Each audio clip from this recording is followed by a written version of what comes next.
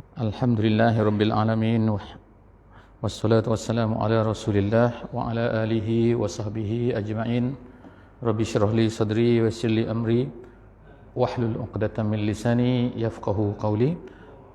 Subhanaka la ilma lana illa ma 'allamtana innaka antal alimul hakim wa la haula wa la quwwata illa billahil aliyyil azim.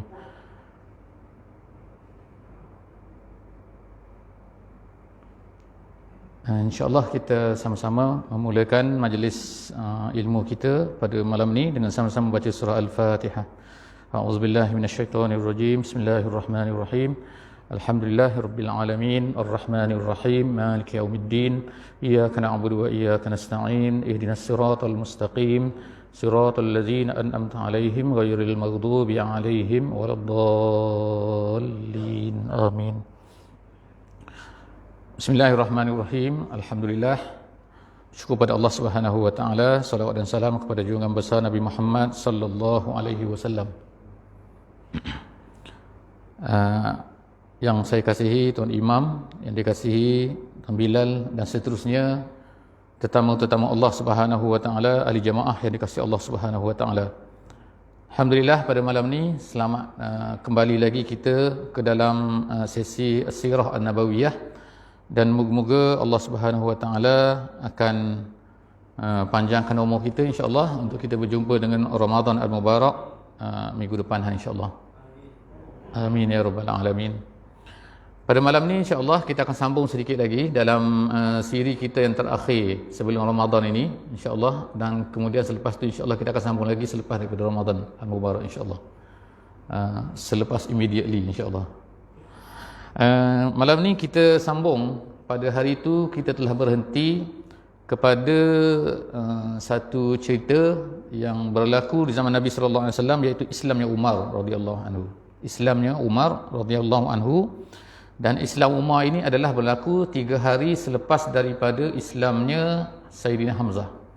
Maknanya pada 2 hari tersebut, 3 hari tersebut, 2 berita yang tergempar kepada Nabi, kepada sejarah negeri Mekah ni.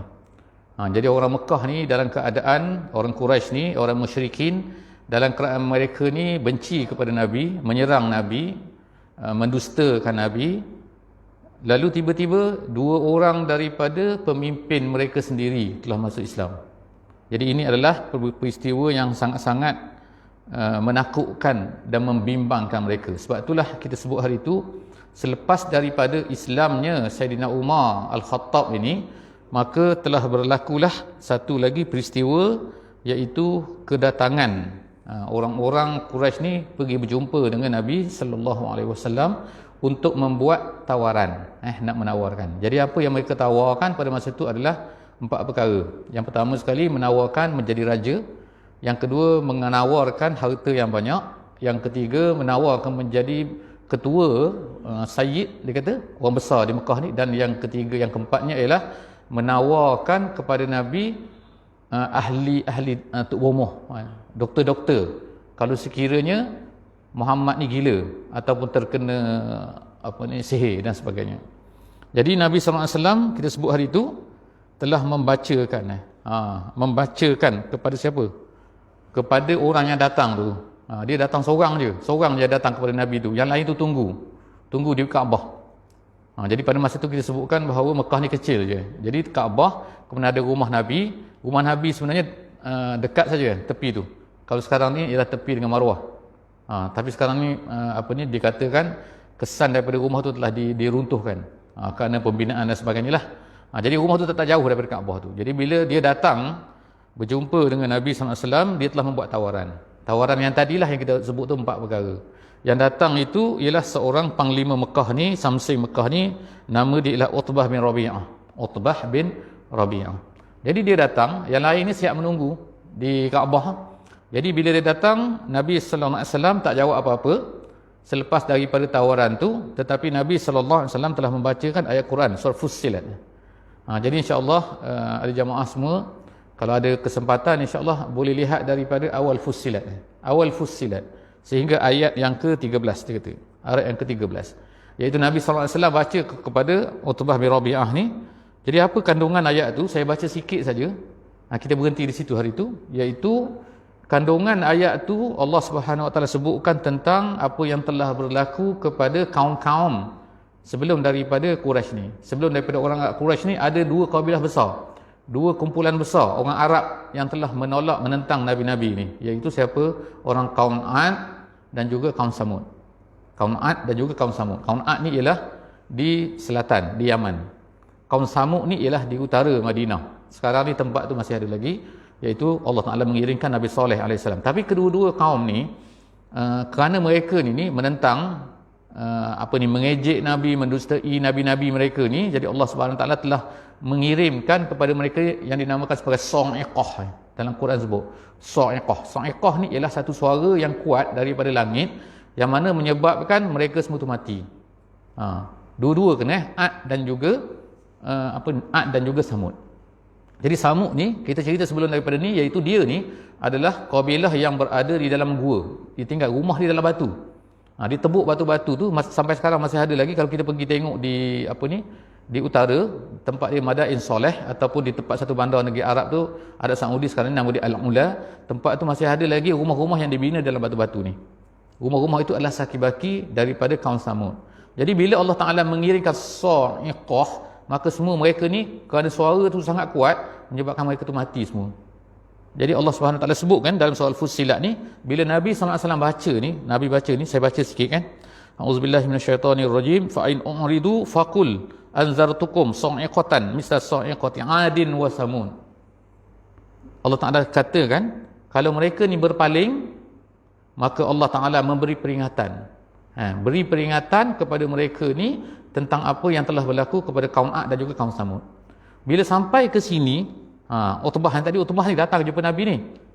Bila Nabi baca ni, dia jadi macam terpukau, terpukau. Jadi macam terkejut. Apa panggil terkejut? Terkejut beruk.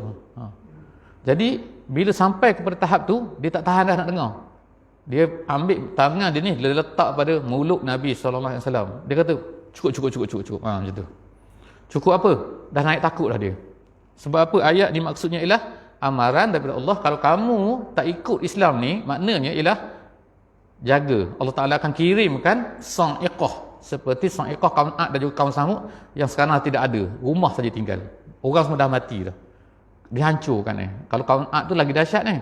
Kaum Ad tu, dia naik kan ke atas tu, tiup angin kuat tu, selepas daripada ribut tu, angin tiup kuat mereka ni semua naik ke atas. Jadi macam kita kata puting beliung tu kan. Macam twister tu. Pusing naik ke atas tu, lepas tu hempat jatuh ke bumi, kepala dia putus. Semua mati. Bergelimpangan mati. Macam tu je kaum Ad ni. Jadi bila dia tutup mulut ni, dia kata cukup Muhammad. Dia kata, kemudian dia pun bangkit bangun, kemudian dia lari balik kepada member-member dia tu, kawan-kawan dia yang sedang tunggu di Kaabah tu. Kawan-kawan dia kata, ni pelik ni, dia kata ni, Utbah tadi, masa dia pergi jumpa Muhammad ni, muka dia lain. Tapi bila balik ni, muka dia lain pula ni. Apa hal ni? Jadi mereka tanya. Apa dia cakap ni? Utbah ni cakap kepada kawan-kawan dia ni. Dia kata, cukuplah, boleh tak, dia kata, kita biarkan saja Muhammad ni, dia nak berceramah. Jangan kacaulah dia. Kata, apa kata ni, kata kaum dia yang ramai-ramai ni, termasuk Abu Jahal lah, pada masa tu ada di situ. Dia kata, berat dah ni berat ni. Apa ni? Utbah ni dah kena sihir oleh Muhammad, dia kata. Pula, dia kata. Bukannya dia nak percaya. Jadi apa jawab Utbah? Utbah jawab, dia kata, if'alu ma badalakum. Dia kata, terpulang pada kamu lah. Terjemahan macam tu kan. Ikut kau lah. Kau nak buat apa-apa, buatlah. Aku surrender lah. Aku takut lah, dia kata. Jadi, rupanya kan, dari sini pengajaran yang ulama sebut kan. Sebenarnya orang Arab ni, orang Quraisy ni, orang musyrik ni, dia sebelum daripada ni, dia tak dengar betul-betul Quran tu. Bila dia dengar betul-betul Quran tu, sebenarnya barulah dia faham, barulah dia naik takut. Bila Nabi SAW nak ceramah je, nak baca Quran kepada manusia di Kaabah ni, apa yang mereka buat? Walghaw fiha, dia kata. Buat bising. Dia kerja dia ialah buat bising je. Supaya jangan orang dengar. Mereka tu memanglah tak nak dengar. Tapi mereka juga akan buat bising, dan bahkan yang kita sebut hari itu apa? Mereka ni telah beli penyanyi-penyanyi. Qinah dipanggil. Qinah ni beli penyanyi-penyanyi daripada yang pandai-pandai menyanyi, artis lah. Kita zaman sekarang ni kan. Qinah tu artis. Tapi tak ada mikrofon je pada masa tu. Jadi dia akan pasang, dia akan buat pesta. Dia kata. Pesta apa? Bila Muhammad saja nak cakap sini, dia akan panggil penyanyi ni, penyanyi pun start menyanyi. Jadi orang ni biasalah kan orang bila dengar orang menyanyi, dengar orang ceramah ni, biasanya menyanyi lagi best lagi. Sebab itulah jarang, susah kita nak dengar ceramah kan. Kita nak dengar menyanyi lagi dalam radio dan TV tu best lagi. Sekarang ni tak perlu pesta lah, tak perlu fanfare lah. Zaman kecil-kecil dulu saya ada fanfare. Pergi fanfare. Jadi itulah cerita dia yang terakhir ni. Jadi sekarang ni orang Quraisy ni makin tak tahu, dah jadi, kita nak katakan jadi gila. Gila apa? Macam mana nak buat ni Muhammad ni? Sekarang ni mereka nak bunuh tak boleh. Kalau bunuh Muhammad ni, ada di belakang bersama dengan Muhammad ni, dipanggil Banu Hashim dan juga Banu Muttalib. Banu Muttalib ni bukan Abdul Muttalib bukan Abdul Muttalib, Muttalib. Dia Muttalib ni ialah ayah, bapa saudara kepada Abdul Muttalib. Gitu dia, Muttalib nama dia. Abdul Muttalib tu datuk Nabi. Kemudian tu Abdullah, kemudian tu Muhammad. Macam tu. Muttalib ni dia ada dua bani lah besar. Kelompok orang di Mekah ni yang bersama-sama dengan Nabi, yang bantu Nabi ialah satu nama dia Muttalib, Bani Muttalib, dan yang kedua ialah Bani Hashim. Sebab itulah sampai sekarang ni kalau dalam pembahagian pembahagian harta, rampasan perang dan sebagainya, mereka ni dua kumpulan ni memang ada bahagian yang khusus, iaitu Bani Hashim dan juga Bani Muttalib. Sampai sekarang ni ada dalam fiqh. Jadi kita sebut sini ialah cerita Bani Hashim dan juga Bani Muttalib ni, mereka ni mempertahankan Nabi SAW. Walaupun mereka ni kafir, majoriti mereka ni tak Islam, tapi mereka ni mempertahankan Nabi. Ketua dia ialah Abu Talib lah. Jadi bila mereka buat macam ni, mereka takut, orang kafir Quraisy ni takut nak bunuh Nabi SAW. Jadi apa yang mereka buat? Mereka pun panggil lah Samsin dia panggil seorang bernama Barid bin Amir nama dia. Barid bin Amir ni dialah seorang yang pandai menulis. Orang Arab Quraisy ni, orang Arab di Mekah ni majoriti mereka tak pandai menulis. Ada 10,000 orang, hanya yang pandai menulis ni tak sampai 20 orang. 20 orang saja. Maknanya berapa persen saya tak tahu lah, 0.001% kot ni. Lebih kurang macam itulah yang pandai menulis. Antara yang pandai menulis ni Sayyidina Umar radhiyallahu anhu, yang kita baca cerita dia pada minggu lepas, iaitu yang bila membaca Quran. Yang daripada adik dia Fatimah binti Al-Khattab. Sekarang ni ada seorang nama dia Barid bin Amir. Dia ni orang Arab ni, orang Arab Mekah, dan dia ni pandai menulis. Orang lain yang dipanggil untuk menuliskan. Menulis apa sekarang ni? Orang Quraisy nak buat apa? Quraisy nak buat satu tindakan besar-besaran kepada Bani Hashim dan juga Bani Muttalib. Dia nak buat apa? Iaitu nak buat boykot. Dia panggil muqata'ah, dia panggil dalam bahasa Arab. Muqata'ah maknanya boykot. Boykot ni apa artinya? Boykot ni ialah kita tak akan berjual beli, kita tak akan berkahwin, kita tak akan bercakap, kita tak akan pergi rumah, kita buat tak layan. Semua benda kita buat tak layan. Dia nak beli, jangan jual. Dia nak jual benda-benda, jangan beli. Dia nak kahwin, jangan terima. Dia nak datang rumah, jangan beri. Jumpa tepi jalan, jumpa di bandar di Mekah ni, jangan layan. Buat seperti macam tak ada orang. Macam dia ni tak ada, tak wujud. Macam batu. Jadi tu nama dia muqata'ah, nama dia, boykot. Bila perkara ni berlaku? Iaitu pada bulan Muharram tahun yang ke-7. 7 kenabian Nabi SAW. Jadi mereka pun berkumpul di Mekah tu, kemudian mereka pun buatlah ni projek dia ni, projek besar ni, iaitu boykot Bani Hashim dan Bani Muttalib, dan disuruh Barid ni untuk tulis. Untuk tulis apa? Tulis surat yang lepas tu digantungkan dalam Kaabah. Maknanya mereka ni gunakan berhala jugalah, gunakan agama juga ni. Nak boykot ni. Dan yang best lagi tu ialah tulis tu, dalam tulisan tu disebut dengan nama Allah Subhanahu Wa Taala. Disebut apa iaitu? Bismikallahumma, Allahumma. Jadi Allah tu banyak, perkataan Allah tu banyak dalam tu. Allahumma ni maksudnya ya Allah gitu gitu. Dengan nama Allah, dengan nama Allah, dengan nama Allah, mereka gunakan nama Allah tu, kita tidak akan ni, tak akan ni, tak akan ni, tak akan ni. Bukan kertas dia daripada kulit kambing masa tu, lalu digantungkan di dalam Kaabah. Di tengah-tengah Kaabah tu. Bermula daripada situlah maka orang-orang Quraisy semua ni, mereka ni boykot keluarga Nabi SAW. Jadi maknanya tak boleh yang saya sebut tadi kan. Ni bukannya sehari dua bukan sebulan dua.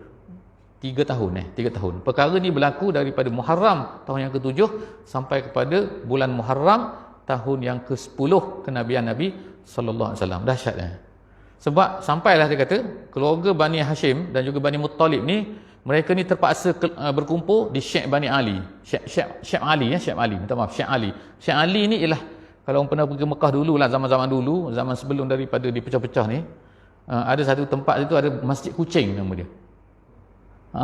Mungkin orang tahulah. Kita daripada Marwah tu, kita berjalan nak pergi ke Ma'la tu. Ma'la tu kubur Ma'la tu.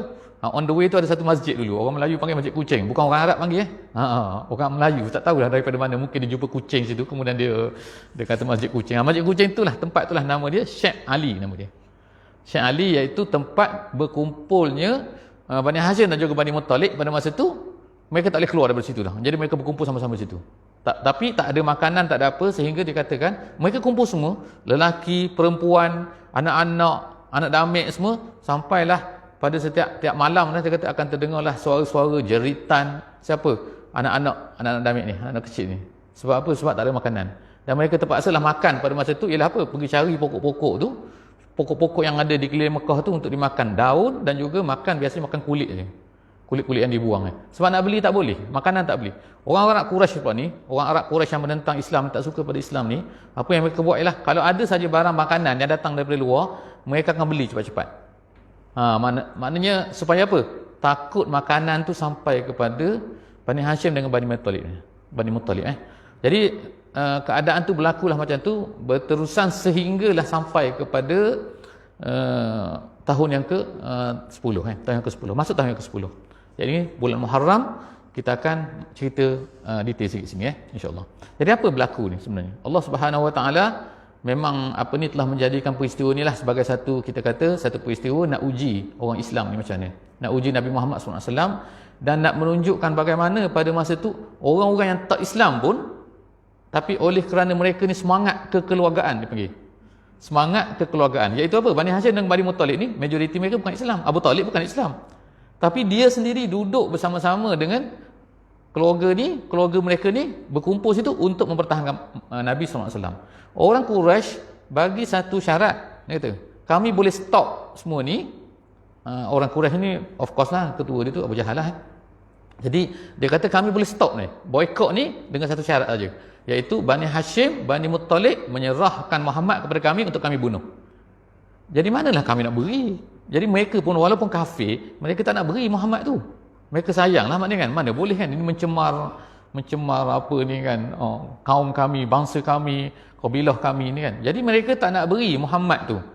Maknanya dibunuh ni, maknanya dibunuh tak boleh tuntut diat lah. Kalau ikut orang zaman tu, maknanya kalau dibunuh mesti kena bayar diat. 100 ekor unta. Jadi mereka tak nak bayar. Mereka nak bunuh saja. Jadi sebab itulah maka mereka tak serahkan. Mereka bersama-sama di Syekh Ali. Jadi berlakulah pada tahun bulan Muharram ni sebenarnya orang-orang Quraisy ni di kalangan mereka ni ada yang berhati baik. Maknanya walaupun mereka ni kafir, tapi mereka ni ada perasaan juga. Inilah yang pelik juga lah yang berlaku, yang diceritakan dalam sirah ialah ianya bermula dengan seorang yang bernama Hisham bin Amru. Seorang dia ni Islam lepas tu dia masuk Islam lepas tu. Hisham bin Amru ni dia terfikir. Dia kata, ni ada cerita dalam sirah, dia kata, aku makan, aku minum, senang-senang hati aku, boleh berjual beli, boleh apa-apa, boleh buat semua benda, boleh bercakap, boleh. Tapi Bani Hashim, Bani Muttalib tak boleh buat apa. Mereka ni lapar, malam-malam anak menangis. Sebab apa? Tak ada makanan nak makan. Jadi dia pun apa yang dia buat ialah secara senyap-senyap dia akan pergi ke Syekh Bani Ali ni bawa makanan. Tapi lama-lama dia fikirlah, dia kata, aku ni buat kerja macam ni seorang-seorang tak mampu nak selesai masalah. Jadi ni cerita. Kemudian dia fikir sekarang ni. Dia fikir siapa lagi orang baik di Mekah ni yang ada perasaan baik. Jadi macam tu lah cara, maknanya dia tak mampu, dia rasa tak mampu, jadi dia cari. Memang dia kenal lah pada masa tu. Jadi dia pun pergi. Dia fikir, terfikirlah kepada satu nama, iaitu Zuhair bin Abi Umayyah nama dia. Zuhair bin Abi Umayyah. Juga Zuhair ini pada akhirnya dia masuk Islam. Pada akhir-akhir lah. Sebenarnya ramai yang masuk Islam ni akhir-akhir ni. Anak-anak semua ni ramai masuk Islam. Anak-anak orang kafir yang masuk Islam. Jadi dia pergi pada Zuhair. Zuhair dia macam apa ni? Dia macam bagi mula-mula dia bagi hint lah, dia kata, kau okey ke? Macam tu lah saya cakap bahasa dia sebut bahasa Arab ni. Dia kata kita makan tapi orang sana macam tak makan, kesian tak kat dia orang tu. Macam tu lah, kesian. Jadi Zuhair ni kata apa? Zuhair kata, aku nak buat apa tapi aku seorang aja. Kalau aku nak tolong pun tak boleh. Tak. Hisham kata, kau ada kawan? Dia kata, siapa kawan yang berfikiran macam ni? Akulah, dia kata. Dah dia kata, okey, kita berdua. Tapi kita berdua ni boleh buat apa? Dia kata. Tak apa, dia kata, aku fikir lagi. Hisham dia cakap, aku fikir lagi, aku cari lagi. Dia berjalan lagi. Dia fikir, dia cari lagi. Jumpa pula, dia fikir pada Mut'im bin Adi nama dia. Mut'im bin Adi ni masyhur dalam sejarahnya. Dia adalah seorang daripada orang-orang yang banyak tolong Nabi SAW. Tapi dia tak masuk Islam. Tu sedih sikit lah maknanya kan. Ramai juga orang macam tu, macam Abu Talib juga. Jadi dia pun, yang Hisham ni bila berjumpa dengan Mut'im ni sama juga dia cakap kan. Lebih kurang samalah dia cakap kan. Kau tak kesian ke? Kau tak kesian ke? Kau tak kesian ke? Jadi dia kata, apa aku nak buat? Aku seorang. Akhirnya dia kata, tak, dia kata, aku seorang lagi. Dah 2 dah, 3 dah. Macam itulah dia buat sehinggalah sampai kepada orang yang keempat, iaitu nama dia Abu Bahtari. Kemudian orang yang kelima, nama dia adalah Zam'ah bin Aswad. Tu 5 orang yang telah berkumpul bersama-sama. Akhirnya mereka pun berkumpul di satu tempat, lalu mereka pun berbincang. Macam mana kita nak buat ni? Jadi akhirnya mereka sepakat buat apa? Iaitu kita kata, esok kita pergi depan Kaabah, kita buat bising. Kemudian mula-mula aku bercakap dan kemudian kawan semua sokong. Ni macam main apa ni? Main jual ubat ni. Jual ubat, kadang-kadang ubat tak menjadi sangat pun tapi adalah ramai orang penyibuk tepi tu kata, ubat ni bagus, padahal dia memang dah berpakat dah kan. Tu cerita dia. Jadi apa yang dia buat ialah dia pun pergi bercakap di Kaabah. Pada masa itu Abu Jahal ada situ. Abu Jahal ada di Kaabah. Dia kata, semua kita ni tak patut, kita ni menzalimi orang, kita ni macam ni, kita macam ni. Ini semua ni kerjanya kita semua tak setuju ni. Sebab apa? Kita boykot orang ni, kita menzalimi orang. Lalu Abu Jahal kata situ, kau penipu, dia kata. Kau jangan bohong. Mana boleh? Memang macam itulah. Jadi dia bergaduh 2 orang tu. Tapi tiba-tiba datanglah orang yang kedua ni kata. Orang yang kedua ni kata apa? Dia kata, Abu Jahal, kau bohong. Jadi seorang lagi pula datang lagi, betul. Bagi sokong lagi, cukuplah 5 orang dia. Semua akhirnya Abu Jahal ni seorang-seorang terpaksa lawan dengan 5 orang. Sebab 5 orang sedang kepung dia. Dia kata, kau bohong Abu Jahal. Jadi pada masa tersebutlah katalah Abu Jahal, dia kata, aku rasa kau orang ni semua kau ni semua ni sebenarnya dah planning benda ni. Abu Jahal ni cerdik ni. Sebab tu nama dia Abul Hakam. Kita panggil dia Abu Jahal. Abu bodoh, bapak bodoh. Tapi sebenarnya dia adalah bapak cerdik sebenarnya. Dia ni Abul Hakam. Bagi orang Mekah tu memang cerdik lah. Tapi bagi kita ni, dia ni bodoh. Sebab apa bodoh? Sebab dia bapak penentang Islam di Mekah tu. Jadi bila sampai macam tu satu peristiwa lah. Dalam masa yang sama, sebenarnya Nabi SAW telah diberi ilham oleh Allah Subhanahu Wa Taala. Iaitu apa? Nabi SAW telah bermimpi, setengah riwayat kata bermimpi, iaitu surat yang ditulis oleh orang Quraisy yang digantung di dalam Kaabah tu sebenarnya telah dimakan oleh anak-anak. Jadi Nabi SAW telah pergi bercerita kepada bapa saudara dia, iaitu Abu Talib. Jadi Abu Talib ni pada masa yang sama tu, ketika orang tengah bergaduh di depan Kaabah tu, Abu Jahal dengan 5 orang ni, lalu Abu Talib pergi beritahu, dia kata, anak saudara aku beritahu bahawa tu yang engkau tulis semua tu, iaitu untuk boykot orang-orang Bani Hashim dan juga Bani Muttalib tu, sebenarnya tak ada dah, telah dimakan oleh anak-anak. Jadi kata Abu Jahal ni, baik, dia kata, kita akan tengok kalau apa yang kau cakap ni betul, kita akan batalkan boykot ni. Tapi kalau tak betul, akan berterusanlah seumur-umur hidup selama-lamanya. Jadi mereka buka masuk dalam Kaabah dan mereka tengok memang betul anak-anak telah makan semua sekali kertas tu, kulit itu tu yang ditulis untuk boykot Bani Hashim dan juga Bani Muttalib tu, kecualilah tempat-tempat yang ada kalimah Allah Subhanahu Wa Taala tidak dimakan. Jadi akhirnya terbatallah yang dipanggil sebagai muqata'ah ataupun boykot Bani Hashim dan Bani Muttalib. Jadi Bani Hashim dan Bani Muttalib pun selepas daripada tu keluarlah daripada Syekh Ali ni, dan mereka pun bolehlah berjual beli dan sebagainya selepas daripada tu. Tapi pada masa tu Abu Talib, bapa saudara Nabi ni, umur dia dah tua dah. Umur dia dah sampai kepada 80 disebutkan. Sampai 80. Jadi Nabi SAW tak lama selepas tu dikatakan beberapa hari Abu Talib pun mengadulah sakit nak mati. Jadi pada ketika tu takutlah. Orang Quraisy takut. Takut apa? Takut kalaulah Muhammad ni mati, nanti kita akan pergi kepada kita pergi ke kacau, ganggu Muhammad ni, nanti orang semua akan kata bahawa kita ni telah ganggu Muhammad kerana dulunya kita takut kepada Abu Talib. Jadi mereka pergi sekali lagi kepada Abu Talib untuk apa ni, minta kepada Muhammad ni, minta kepada anak saudara dia supaya jangan berceramah lagi, jangan cerita pasal Islam ni. Dia buat syarat baru. Apa dia syarat baru orang Quraisy ni kepada Nabi Muhammad ni sallallahu alaihi wasallam, iaitu dia kata ginilah, Muhammad, kamu semua, kamu ni wahai Muhammad, kamu nak mengajak kepada agama baru kamu ni, terpulang kepada kamu. Cuma satu saja, kamu jangan ganggu kami. Jangan ganggu kami tu maksud apa? Maksudnya jangan sebut Tuhan kami ni. Maknanya jangan sebut kami dia tak betul. Awak nak ajak kepada benda yang baik tu silakan, tapi jangan sebut bahawa berhala ni tak betul. Jadi apa Nabi sallallahu alaihi wasallam kata? Nabi kata ginilah, dia kata, aku nak ajak kepada kamu satu benda saja. Tak nak ajak banyak-banyak lah, kata. Abu Jahal kata, satu saja. Dia kata, 10 pun aku boleh bagi, dia kata. Bukan sekadar satu, 10 aku bagi. Apa kamu nak, apakah, dia kata, kata-kata yang kamu nak ajak kami ikut kamu, nak apa kamu nak sebut ni? Nabi SAW kata, katalah la ilaha illallah, kamu akan menjadi raja kepada orang Arab dan juga orang Ajam. Orang Ajam tu maksudnya lah orang-orang yang bukan Arab. Jadi perkara satu benda yang Abu Jahal kata, ni lagi, kau ni tak sudah-sudah dengan cerita kau ni. Habis-habis, pusing-pusing, la ilaha illallah, pusing-pusing, la ilaha illallah. Jadi akhirnya, dia pun lari, mereka pun dah putus asa dengan Nabi Muhammad SAW. Dan kemudian sampailah ke saatnya, iaitu saat Abu Talib ni nak meninggal. Berapa hari selepas itu? Tak lama. Jadi Abu Talib ni, dia meninggal. Bila dia nak meninggal tu, orang yang pertama sekali pergi, semasa dia tengah sakit, nak nazak, nak mati tu, ialah Abu Jahal. Abu Jahal dah ada dah tepi Abu Talib ni. Sebab apa Abu Jahal ni semangat sangat ni nak pergi kepada Abu Talib ni? Sebab dia takut Abu Talib ni meninggalkan agama nenek moyang dia tu. Maknanya tinggalkan berhala. Dia takut hampir-hampir nak mati ni Abu Talib masuk Islam. Jadi memang betul rupanya, memang betul.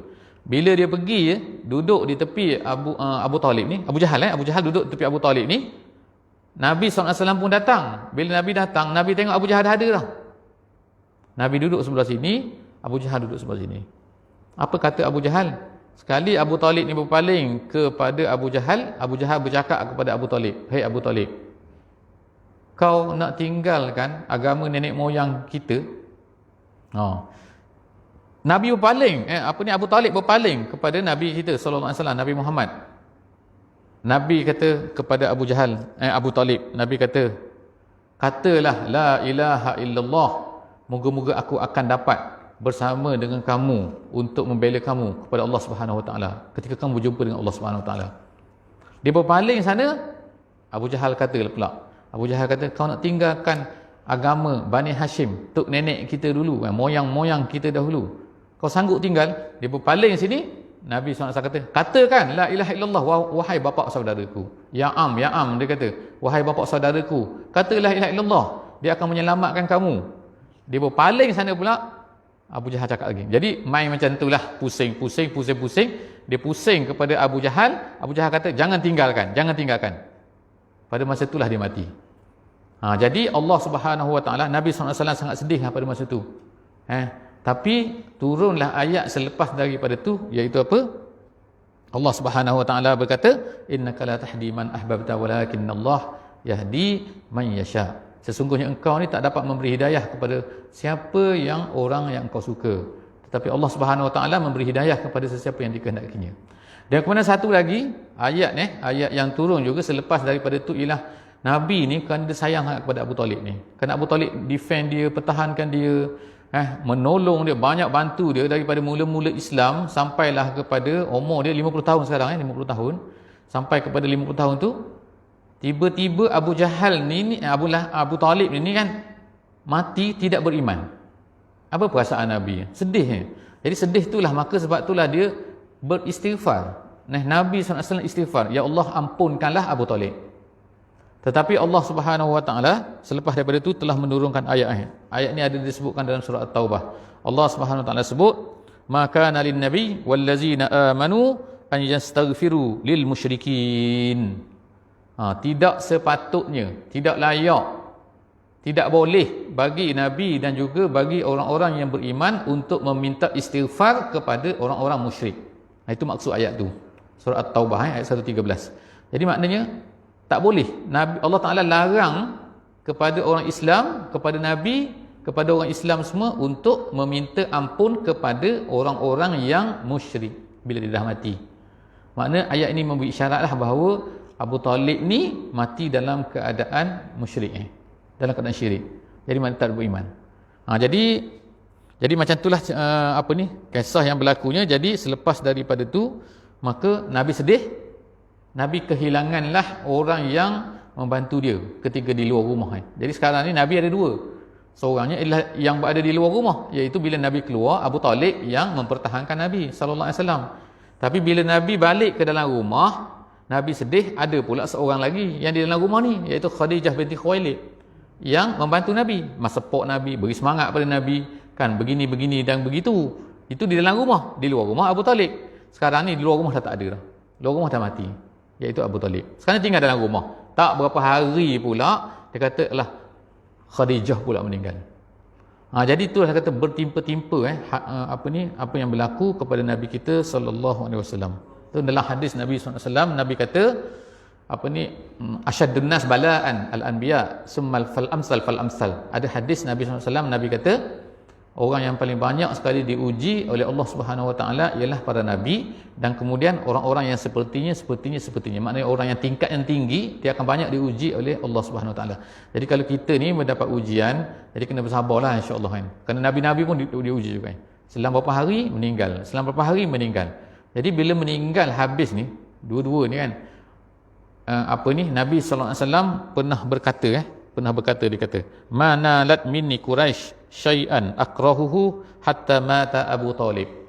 Nabi SAW kata dalam satu hadis, dia kata tak pernah orang Quraisy ni berani untuk buat perkara-perkara yang sangat-sangat buruk kepada aku melainkan selepas daripada kematian Abu Talib. Maknanya sebelum daripada Abu Talib ni meninggal memang dah dahsyat dah, bukannya tak dahsyat, tapi bila Abu Talib meninggal lagi dahsyat dia buat. Apa di antaranya yang diceritakan ialah iaitu kumpulan orang Quraisy ini pada satu hari dia berkumpul di Kaabah ni, dan dia kata Abu Jahal berkata, dia kata siapa yang berani untuk ni nak ambil usus, dia panggil usus perut binatang yang baru disembelih ni, yang kotor tu, untuk diletakkan di atas Nabi, atas belakang Nabi sallallahu alaihi wasallam.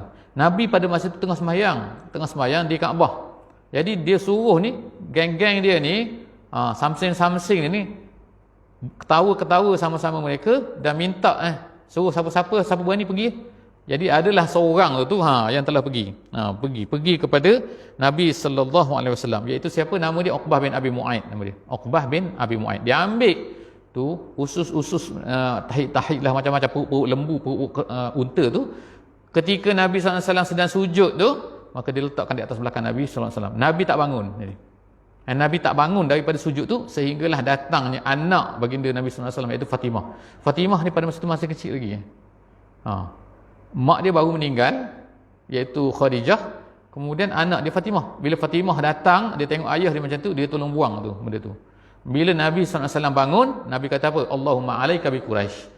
Nabi kata 3 kali. Allahumma alaika bi Quraisy, Allahumma alaika bi Quraisy. Nabi sebut tu maksud dia apa? Allahumma alaika bi Quraisy ni, ya Allah, berilah bala kepada Quraisy ni.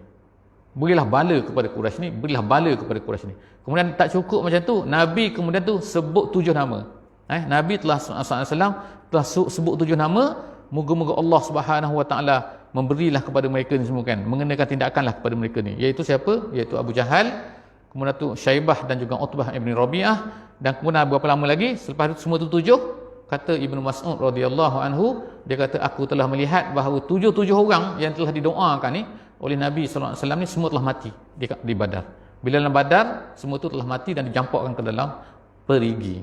Jadi nak menunjukkan sini orang Quraisy ni, bila mereka tadi tu yang berani buat apa-apa kepada Nabi sallallahu alaihi wasallam tu, bila Nabi sallallahu alaihi wasallam dah berdoa macam tu, mereka ni naik takut sebab mereka tahu kan doa di dalam tanah haram ni adalah satu doa yang dimakbulkan oleh Allah Subhanahu Wa Taala. Jadi mereka takut, sebab itulah mereka ni selepas daripada tu terketar-ketarlah mereka ketika berlaku tu. Maka selepas daripada tu ceritanya ialah apa? Berlakulah Nabi SAW pun rasa bahawa tak sesuai lagi lah, maknanya nak berdakwah kepada orang-orang Quraisy ni yang berkeadaan macam tu. Lalu Nabi SAW pun start daripada selepas daripada tu, Nabi pun mula keluar daripada Mekah. Jadi ke mana Nabi keluar ni? Iaitu Nabi berfikir satu tempat yang baru yang dia keluar, iaitu Taif. Jadi insya-Allah dalam selepas hari raya lah insya-Allah kita akan sambung, iaitu Nabi SAW pergi ke Taif untuk berdakwah, dan kita tengoklah apa yang berlaku di Taif sana insya-Allah. Setakat itulah saja insya-Allah untuk sesi kita pada malam ni. Apa yang baik tu daripada Allah Subhanahu Wa Taala, apa yang kurang tu daripada saya, insya-Allah moga-moga kita doakan dan sama-samalah insya-Allah kita akan mengejar Ramadan kita, insya-Allah manfaatkan Ramadan kita yang tak lama lagi insya-Allah. Wallahu a'lam bissawab. Aku qouli hadza wa astaghfirullahal azim li wa lakum. InsyaAllah kita sama-sama membaca, menangguhkan majlis kita pada malam ini dengan membaca surah Wal Asri.